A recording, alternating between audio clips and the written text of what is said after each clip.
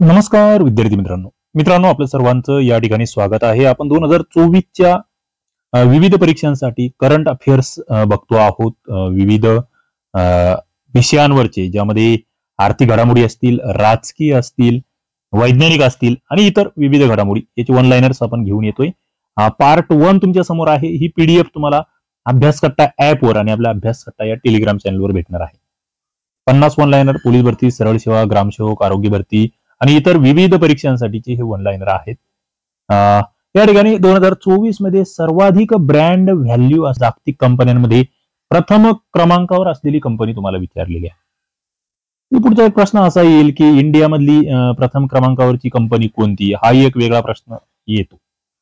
मात्र जगामधली सर्वाधिक brand value असणारी कंपनी कोणती, उद्या प्रश्न आला तर तुम्हाला उत्तर द्यायचं आहे की ऍपल ही कंपनी आहे सर्वाधिक ब्रँड व्हॅल्यू असणारी. आंतरराष्ट्रीय शून्य कचरा दिवस आम्ही कधी साजरा करतो? बघा, आंतरराष्ट्रीय शून्य कचरा दिवस पर्यावरण विषयक हा प्रश्न होऊ शकतो. 30 मार्चला आम्ही साजरा करतो. मनरेगा योजनेअंतर्गत सर्वात कमी मजुरी दर कोणत्या राज्यात आहे? बघा, यावर एक सकाळला संपादकीय सुद्धा आलं होतं. मनरेगा संदर्भात आता सध्या म्हणजे सरकारने नवीन दर जारी केलेले आहेत. त्या ठिकाणी विरोधी पक्षांनी टीकाही केलेली आहेत की हे आचारसंहितेमध्ये तुम्ही कसं काय केलं, त्या संदर्भात काही बाबी आहे. पण आम्हाला माहित असलं पाहिजे की सगळ्यात कमी मजदुरी दर आणि त्याच्यानंतर मग महाराष्ट्रामधील मजुरी दर किती गेला आहे. बघा, महाराष्ट्रामधील मजुरी जी आहे MREGS अंतर्गत ती सध्या सरकारने किती केलेली आहे ते तुम्हाला माहित आहे का? सर्वात कमी बिहारचा आहे. मग बिहारचा किती आहे मजुरी दर, तोही माहित असावा. SBIच्या अहवालानुसार कोरोना काळानंतर देशात कोणत्या राज्याच्या GDP वाढीचा दर हा सर्वात जास्त राहिला आहे? बघा, SBIचा रिपोर्ट आहे, कोरोनाच्या नंतरचा रिपोर्ट आहे. सर्वात जास्त GDP वाढ करणारं राज्य तुम्हाला विचारलंय आणि मित्रांनो वाढीचा दर असलेलं राज्य विचारलंय आणि ते महाराष्ट्र आहे. आपल्यासाठी अभिमानास्पद गोष्ट आपण म्हणूया. कोरोना नंतर कोणत्या राज्याच्या दरडोई उत्पादनामध्ये सर्वात जास्त वाढ झाली? बघा, हा प्रश्न वेगळा. GDP वाढीचा दर वेगळा आणि दरडोई उत्पन्न म्हणजे प्रत्येक व्यक्तीचं उत्पन्न जे आहे ते कोणत्या राज्यामध्ये सगळ्यात जास्त वाढलं तर ते गुजरातमध्ये वाढलेलं आहे. प्रति व्यक्ती उत्पन्न म्हणजे लोकसंख्या आणि त्यांचं एकूण उत्पन्न यांचा जर तुम्ही भागाकार केला तर तुम्हाला त्या ठिकाणी त्या गोष्टी कळतायत. शेअर बाजारातील व्यवहार गतिमान करायचा आहे. सेबी एक नवीन प्रणाली आणते आहे. चर्चेत आहे सध्या हा मुद्दा, माहीत असला पाहिजे. तुम्ही कंबाईन पूर्व देणार असाल, राज्यसेवा देणार असाल, सरळ सेवेचे विविध एक्झाम देणार असाल, पोलीस भरती, ग्रामसेवक, आरोग्य भरती, मनपा, सगळ्या परीक्षांसाठी सेबीने T+0 नावाची एक नवीन प्रणाली आणलेली आहे. लक्षात ठेवा, व्यवहार गतिमान करण्यासाठी. 2024चा इंटरनॅशनल संस्कृती अवॉर्ड कोणाला जाहीर झालाय? बघा, इंटरनॅशनल संस्कृती अवॉर्ड म्हटलेलं आहे मित्रांनो प्रोफेसर मीना चारांदा. प्रोफेसर मीना चारांदा हे नाव तुम्हाला लक्षात ठेवायचं आहे. नोट्स तुम्ही काढू शकतात. ते PDF तुम्हाला देणार आहे. शेवटी तुम्हाला त्याची आन्सर की भेटेल. India employment report 2024 institute of human development कोणी संयुक्तपणे तयार केला आहे? बघा, हा जो रिपोर्ट आहे हा याच्यामध्ये एकतर इन्स्टिट्यूट ऑफ ह्युमन डेव्हलपमेंट आहे आणि आणखी एक संघटना आहे. इंडिया एम्प्लॉयमेंट रिपोर्ट 2024 साठी इन्स्टिट्यूट ऑफ ह्युमन डेव्हलपमेंटने काम केलं आहे आणि दुसरी एक संघटना आहे जी इंटरनॅशनल पातळीवरची आहे, जिला आम्ही ILO म्हणतो, म्हणजेच आंतरराष्ट्रीय कामगार संघटना. आणि institute of human development India employment report तयार करतायत. मग आता भारतामधील बेरोजगार तरुणांचं प्रमाण किती आहे या रिपोर्ट नुसार? बघा, आता याच्यामध्ये एक आंतरराष्ट्रीय संस्था आहे, त्याच्यामुळे या रिपोर्टला महत्व आहे. प्रश्न येऊ शकतो. बेरोजगार तरुणांचं प्रमाण 83% भारतातील. दिव्यांगांसाठी निवडणूक प्रक्रिया सुलभ करायची आहे, त्यासाठी एक ऍप्लिकेशन आणलेलं आहे. त्या ऍपचं नाव तुम्हाला सांगायचंय. सध्या निवडणुका चालू म्हणजे प्रोसेस सुरू झाली आहे आणि यामध्ये आपण बघतोय मतदान जनजागृती मोहीम चालवली जाते आहे. याच्यामधलं मित्रांनो एक स्वीप नावाची एक कन्सेप्ट आहे. ती स्वीप म्हणजे काय ते जरा एकदा मला नेटवर सर्च करून सांगा. यावर प्रश्न आलेला आहे आधी. त्याच्यानंतर बॅग नावाची एक कन्सेप्ट आहे. निवडणुकी संदर्भातल्या 2 गोष्टी. बूथ लेव्हल अवेअरनेस ग्रुप नावाची एक कन्सेप्ट आहे. स्वीप म्हणजे पूर्ण 100% मतदानासाठी, पण त्याचा फुल फॉर्म तुम्हाला सांगायचा आहे. आणि हे जे दिव्यांगांसाठी आणलंय ना, या ऍपचं नाव आहे सक्षम. सक्षम नावाचं हे ऍप आहे. लॉजिक्स इंडिया 2024 आंतरराष्ट्रीय परिषदेचं आयोजन कुठे करण्यात आलं? Logics India 2024. इंटरेस्टिंग आहे, महत्वाचं आहे. कुठे ही परिषद? मुंबई या ठिकाणी भरवण्यात आलेली आहे. T+0 प्रणाली कशाशी संबंधित आहे? 12 नंबरचा प्रश्न तुमच्याशी संबंधित आहे. आताच मी तुम्हाला सांगितलं, स्टॉक एक्सचेंज किंवा शेअर बाजाराशी संबंधित ती कन्सेप्ट आहे. 2024च्या लोकसभा निवडणुकासाठी देशामध्ये महिला मतदारांची संख्या किती आहे? 3 गोष्टी माहित असेल. एकूण मतदारांची संख्या किती आहे? एकूण मतदार किती कोटी आहेत? महिला मतदार किती आहेत? बघा, महिला मतदार 47.1 कोटी आहे. एकूण मतदार 97 कोटी आहे. म्हणजे पुरुष किती ते तुम्हाला कळत आहेत. मतदारांची संख्या. मित्रांनो, अभ्यासकट्टा नावाचा ऍप आहे. आज एकनाथ षष्ठी आहे. तुम्हाला सर्वांना एकनाथ षष्ठीच्या शुभेच्छा. आणि आज आपला ऑफरचा शेवटचा दिवस आहे. आपण होलीपासून ऑफर सुरू केली आहे. आजच्या ऑफरमध्ये तुम्ही ग्रामसेवक भरती, सरळ सेवा, आरोग्य सेवक, पोलीस भरतीची फास्ट ट्रॅक बॅच, तलाठी, महाटीईटी, कृषी सेवक, मनपा यापैकी तुम्ही ज्या परीक्षेची तयारी करतायत त्याची बॅच जॉईन करू शकता. अत्यंत माफक शुल्कामध्ये तुम्हाला या ठिकाणी मला वाटतं काहीतरी 395 रुपयामध्ये तुम्हाला 3 महिन्याची बॅच आपण देतोय.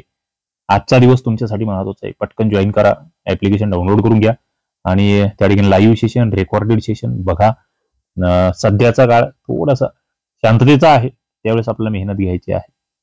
56व्या पुरुष महिला राष्ट्रीय अजिंक्यपद खो खो स्पर्धा कुठे आयोजित करण्यात आल्या आहेत? पुरुष महिला राष्ट्रीय अजिंक्यपद खो खो स्पर्धा म्हटलेला आहे. 14 नंबरचा प्रश्न तुमच्या समोर आहे. महत्वाच्या महाराष्ट्रात घडतायत, पुणे हे ते ठिकाण आहे. LCA तेजस MK1K ही पहिली यशस्वी चाचणी कुठे घेण्यात आली? बघा, LCA तेजस नावाचं MK1K याची यशस्वी चाचणी कुठे होती आहे? बेंगळुरू या ठिकाणी होती आहे. आणि मित्रांनो, तुम्ही थोडंसं न्यूजपेपर वगैरे वाचत असाल तर पाण्याची समस्या बेंगळुरूमध्ये खूप कठीण झालेली आहे सध्या, हे तुम्हाला माहित असलं पाहिजे. आपण सर्वांनी पाणी जपून वापरा. म्हणजे भविष्यातलं 3रं महायुद्ध पाण्यावरून होईल असं म्हटलेलं आहे. त्याच्यामुळे आपण प्रत्येकाने तो जपून वापर केला पाहिजे. कनिष्ठ राष्ट्रीय कुस्ती स्पर्धा कोठे पार पडल्या असं म्हटलं? मित्रांनो, नोएडा या ठिकाणी या कुस्ती स्पर्धा पार पडलेल्या आहे. प्रतिष्ठित टाइम्स पॉवर आयकॉन पुरस्कार 2024. बघा, टाइम्स पॉवर आयकॉन पुरस्कार विजय जैन यांना या ठिकाणी हा पुरस्कार भेटतो आहे. विजय जैन यांना या ठिकाणी हा पुरस्कार भेटतो, टाइम्स पॉवर आयकॉन पुरस्कार. Jamnalal Bajaj fair business practice पुरस्कार कोणाला भेटतो आहे? थोडीशी स्थानिक लेवलची आहे, पण एक जनरल माहित असलं पाहिजे. फेअर बिझनेस प्रॅक्टिस म्हटलंय PNG ज्वेलर्स, तुम्हाला माहित असेल, त्यांना हा पुरस्कार भेटतो आहे. PNG jewellers. अणुऊर्जा शिखर परिषद 2024 कोणत्या देशामध्ये पार पडली असा प्रश्न आहे? अणुऊर्जा शिखर परिषद बेल्जियम नावाचा देश आहे, त्या देशामध्ये ही पार पडते आहे. Para power lifting world cup 2024चं आयोजन कोणत्या देशात करण्यात आलं? 20 नंबरचा प्रश्न आहे. Para power lifting world cup 2024 कोणत्या देशामध्ये? इजिप्त नावाचा तो देश आहे. इजिप्त नावाचा तो देश आहे. इंडिया टीबी अहवाल 2024 कोणत्या मंत्रालयाने जारी केला? बघा, इंडिया टीबी अहवाल 2024. क्षयरोगासंदर्भातला अहवाल कोणतं मंत्रालय करणार आहे? तुमच्या समोर ऑप्शन येईल तेव्हा आरोग्य मंत्रालय, केंद्रीय आरोग्य मंत्रालय. पुढे राजस्थान राज्याचा स्थापना दिवस तुम्हाला विचारलाय.